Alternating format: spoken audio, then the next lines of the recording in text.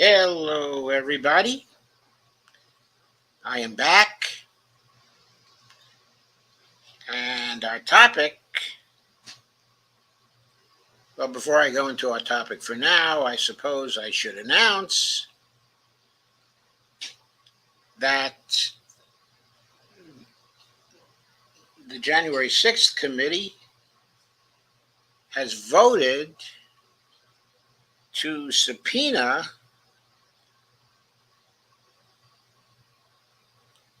one Donald Trump.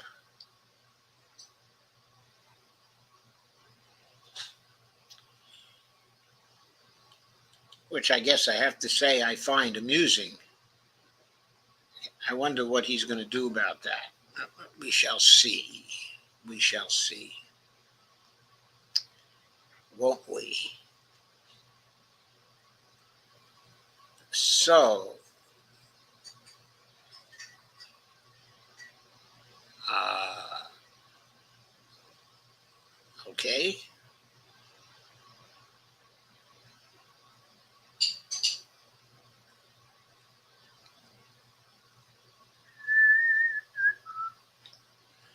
Well, I guess there's nobody here yet. Hopefully, there will be people here before too long, but maybe not. Anyway, we will go on with the stream.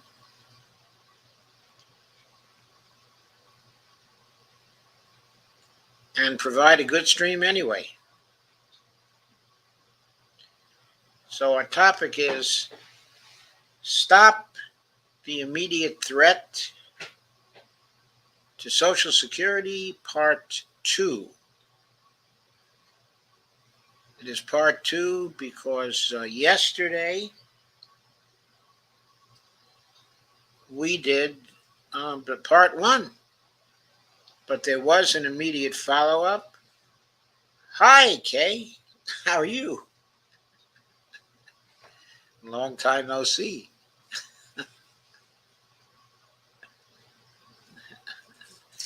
Thank you for coming, Kay. Of course, you were here just a few minutes ago for the earlier stream.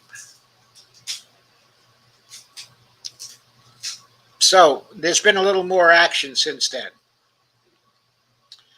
So, I thought I would present you with the action that has occurred since the previous day's action on the political fight to stop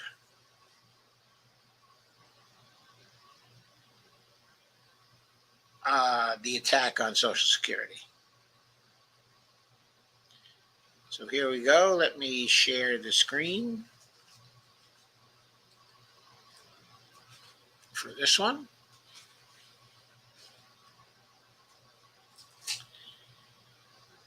Okay, this article appeared in Common Dreams as well. Not as well as the first one today, but as well as the first one about the GOP ploy to gut Social Security and Medicare. The title of this article is House Dems Slam on the Economically Catastrophic GOP Ploy to Gut Social Security and Medicare. Believe me, if that ever occurred, it would be economically catastrophic. Because if you threw all the people on Social Security off support, or even if you did it gradually by reducing their support for 5 years, the result would be an economic catastrophe. We would just be in a perpetual recession and maybe even a depression if that were done, because so many people of a certain age, including myself, greatly depend on Social Security and Medicare. Anyway, Republicans are once again getting in line to raise costs for low and middle income workers and families while offering giveaways to the wealthiest and corporate interests, said Representative Don Beyer. This article was written by Jake Johnson. It was just yesterday, October 12, 2022. Okay, the Democratic chair of the Congressional Joint Economic Committee warned Wednesday that the GOP's plan to use a looming debt ceiling fight as leverage to secure cuts to Social Security and Medicare would be, quote, economically catastrophic for seniors, families, and our entire economy, unquote. And quote again, past debt limit brinksmanship resulted in the first ever downgrade of the U.S. credit rating and cost the country billions of dollars in lost economic activity, even though a default was ultimately uh, was avoided. To say something about that, the downgrading of the U.S. credit rating by the credit agencies, actually by Moody's, I believe it was, did not result, okay, in anything of consequence to the economy or to the federal government. The reason why was, in fact, right after they downgraded the credit rating of the federal government, since the recession worldwide was still in progress and was a very serious recession, what that did was cause a flight to the dollar, with lots of other nations, okay, investing in the dollar. So, in other words, they paid no attention to the downgrading in the federal rating at all. They kept on buying treasuries, which goes to show that these credit agencies have no power over the desirability of the dollar or the desirability, okay, of treasuries in international trade. As one wag put it, actually Carlos Mucha, he said, "You cannot tug on Superman's cape." Now that was very well done. Of course, what we see in international affairs right now is that a lot of nations are beginning to tug on Superman's cape, and it looks like Superman may not be Superman for much longer. In other words, the dollar may not be the supreme international currency for much longer. It may have to share that role with a number of other currencies. Hang on a second. Huh? Won't that also hurt handicapped people? But you mean if they should remove Social Security, okay, and Medicare, or hurt Social Security and Medicare? Yes, it would help handicap. It would hurt handicapped people also.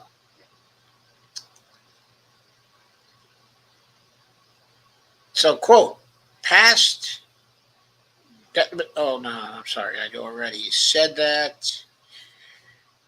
They are right, however, when they point to the fact that the brinksmanship cost the country billions of dollars in lost economic activity, even though a default was avoided.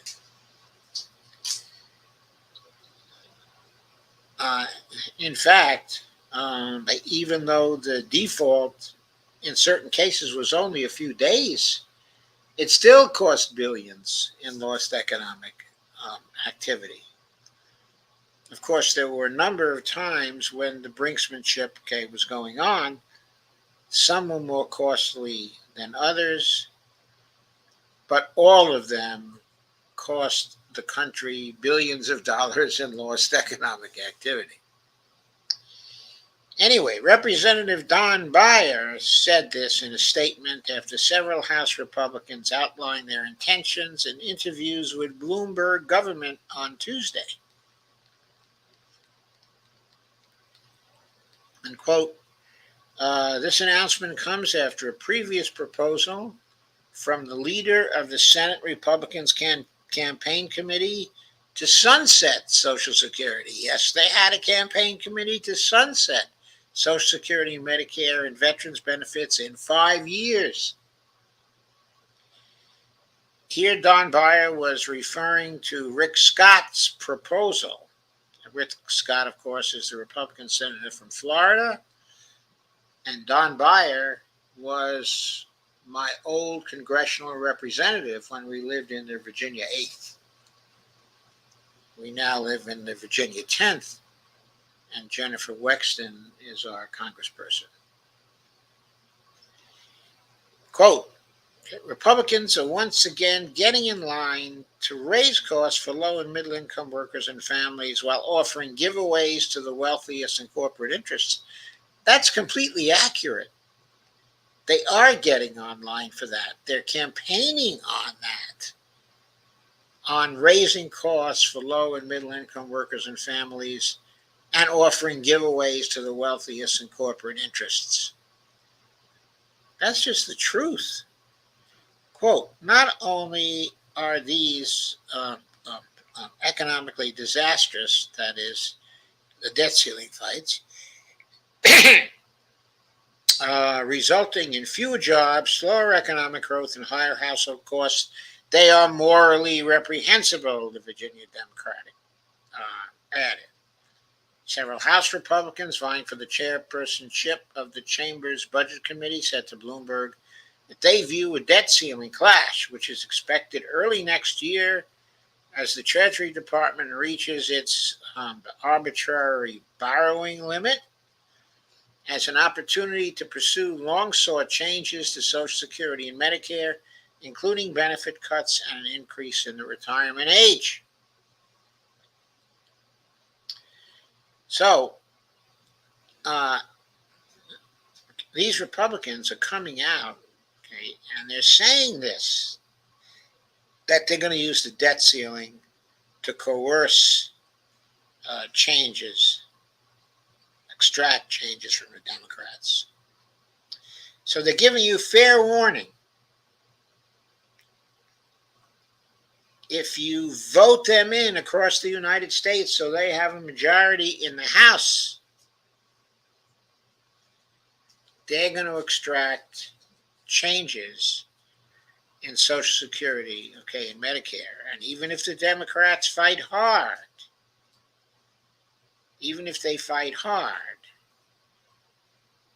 if they don't do certain things, they will have to accept such changes. Now, last time we talked about this, I made clear that they don't have to accept these changes, that it's within Joe Biden's power to use the platinum coin to completely denude them of all power in this particular situation.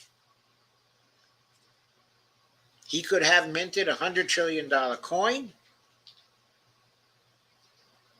have that sent to the Public Enterprise Fund or the Federal Reserve, sweep the seigniorage from that coin, and so create a situation where the federal government does not have to issue any Treasury Department debt instruments for the foreseeable future, and where all of the current debt instruments would have principal and interest paid down to zero over a period of 30 years.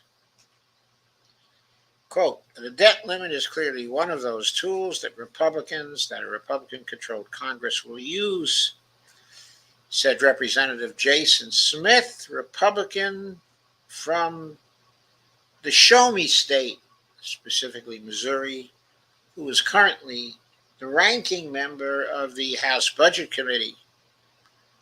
Now, he would become the chairperson of the House Budget Committee.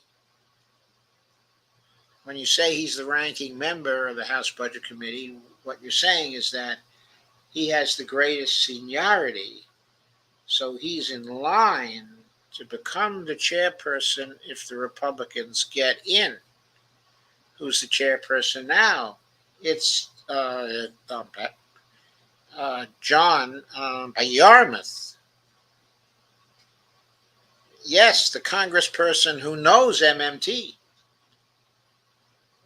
The congressperson who probably knows about the platinum coin and its possible uses. And he would be replaced by this character, Jason Smith. We don't need that, folks. With the pivotal November midterms less than a month away, House Democrats wasted little time pouncing on the GOP's latest signal that it plans to pursue cuts to Social Security and Medicare if it retakes control of Congress in the midterm elections, despite the program's popularity. The Republicans have let us in on their plans for Medicare and Social Security, raise the eligibility age, and cut benefits. Seniors deserve better, unquote, said Representative John Larson, Democrat of Connecticut, chair of the House Ways and Means Social Security Subcommittee. John Larson wrote this on social media Tuesday and said, quote, "My plan, Social Security 2100, a sacred trust, will protect and expand benefits, not cut them."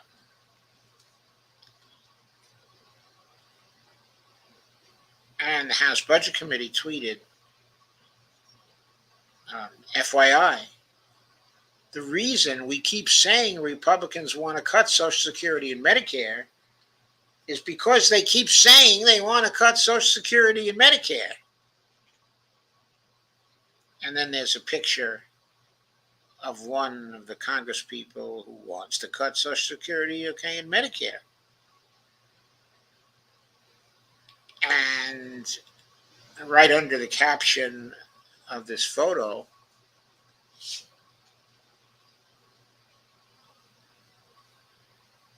there is the statement,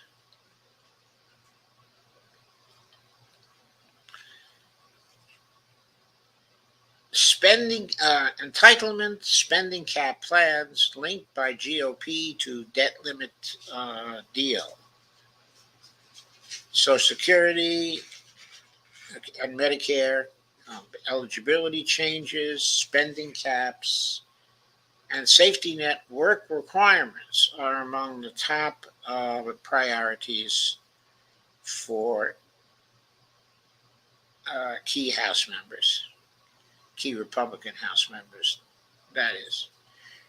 Okay. Politico reported late last month that a number of Republican congressional candidates, including Arizona U.S. Senate nominee Blake Masters, who, by the way, is running a very tight race now, in Arizona, and I believe Mark Kelly is behind, or at least only very closely ahead of Blake Masters.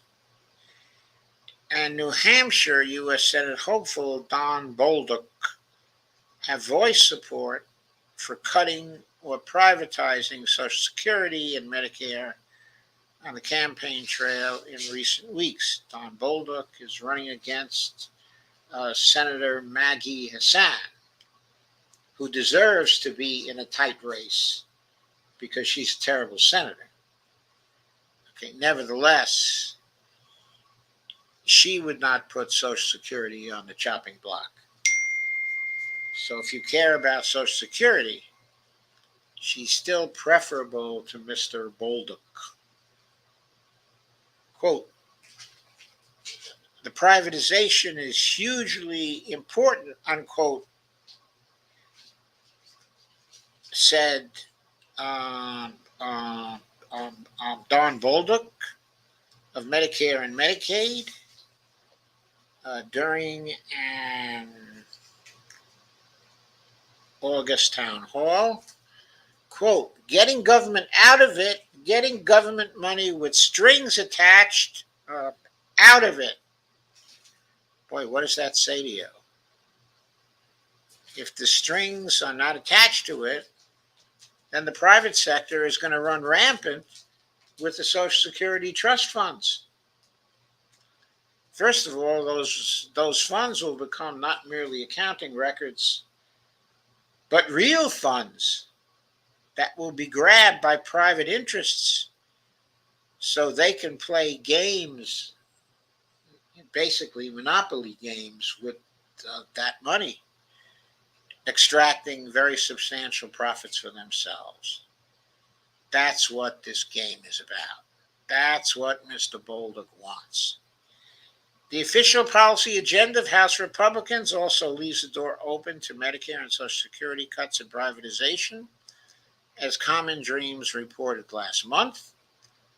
In key battleground states such as Pennsylvania and Wisconsin, Democratic candidates have seized on their GOP opponents' attacks on traditional Medicare and Social Security and vowed to defend the programs from right-wing attacks. After incumbent Senator Ron Johnson, Republican of Wisconsin, said in an August radio interview that Congress, quote, ought to turn everything into discretionary spending, unquote, and characterize mandatory Social Security and Medicare outlays as a, quote, debt burden, unquote, which is, by the way, a lie. Democratic challenger Mandela Barnes warned that the GOP senator, quote, wants to strip working people of the Social Security and Medicare they've earned, unquote. That is absolutely accurate. Pennsylvania U.S. Senate candidate John Fetterman, who, by the way, is still ahead, of Mehmet Oz. Some polls have been showing that he's only 3 points ahead at this point. But I believe the consensus of polls still shows John maybe 6 points ahead of Dr. Mehmet Oz, who has pledged, Dr. Oz that is, to further privatize Medicare. John Fetterman wrote in a recent Twitter post, quote, we can never allow Social Security and Medicare to be weakened by the GOP. Dr. Oz would be another vote to take away these critical lifelines for our seniors, unquote. So some people have been getting excited lately because they've heard John Fetterman give some interviews, and while still recovering from a stroke, he sometimes has a tendency to mishmash some words, and he needs to work with a closed captioning device to make sure that he still understands questions that people are asking him. Some people seem to think, oh, this is really something we have to be careful of, because the fact that he has to use a closed captioning device somehow makes him unfit, to be a senator. But here we have some very direct evidence,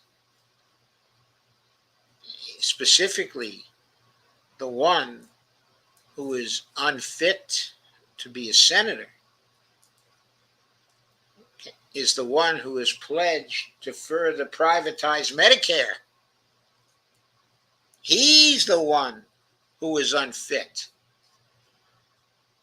Not unfit because he might have a slight physical defect, though his kids say they don't like his smell.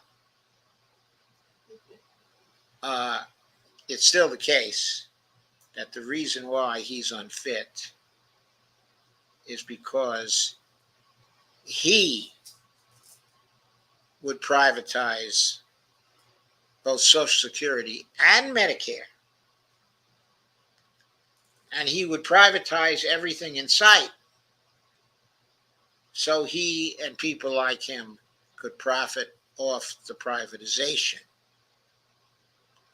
Oh, by the way, Dr. Oz has also been refusing to answer questions about whether he would support a national bill codifying Roe v. Wade. He keeps on dodging the question. He won't say what he'll do. And by the way, that makes him unfit to be a senator as well, in my book, and I hope in yours. So let me see what your comments are. Steve Day is here. Hey, Steve Day, how are you?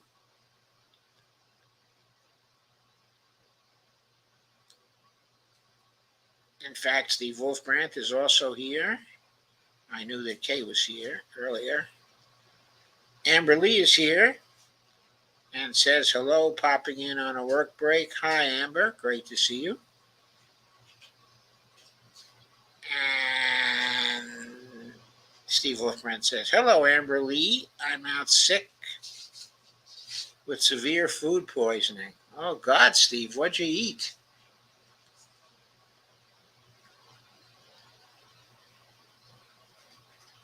And Kay asked that. Steve Day says, arg. Steve says, seems like cutting Social Security would be political suicide. Well, the Republicans figure they can propagandize it because they got so much money that it would be hard for the Democrats to get a word in edgewise.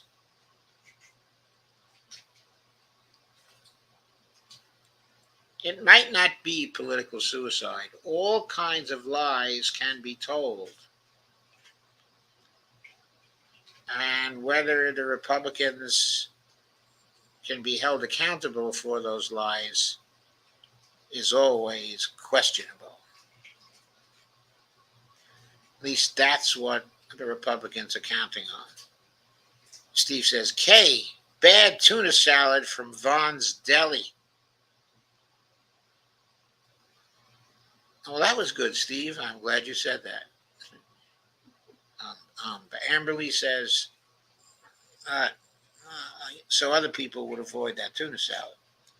So Amberly says, I have helped nurse and rehabilitate hundreds of stroke victims. They're being way too hard on Fetterman. He's doing really well, actually. That's very good to know, Amberly. That's very good to know. I covered that with Lisa last night, okay, as well. We covered the whole issue in some detail. And we kept emphasizing that there's no evidence that the stroke has done anything to his decision-making centers. And that's really the issue for a senator.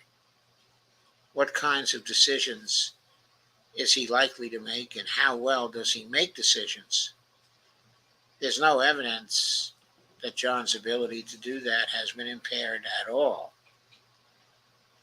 L. Steve Day says the Dr. Oz is not in. Yeah, the Dr. Oz has been out for a long time. Kay says, bummer, Steve.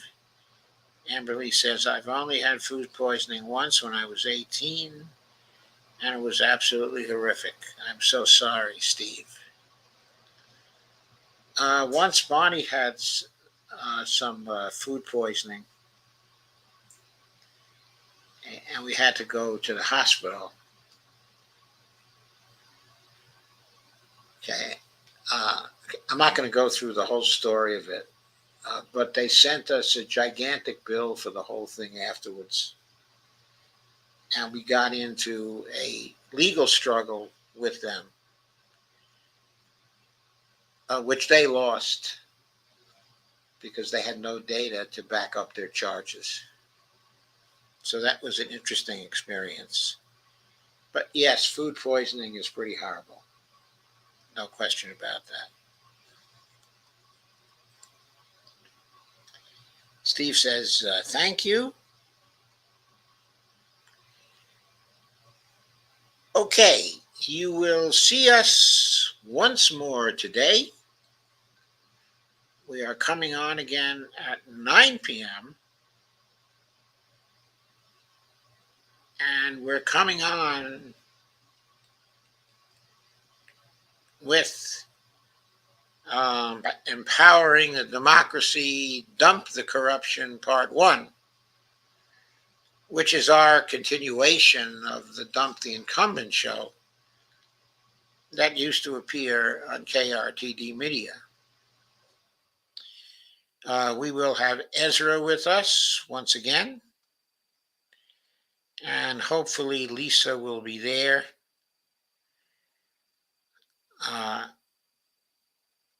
Okay, she's had a bit of an awful day for various reasons, so she may not be able to make it, but I'm sure she'll try her best, okay, to be there. So that show will be tonight. Okay, it's going to be a very good one.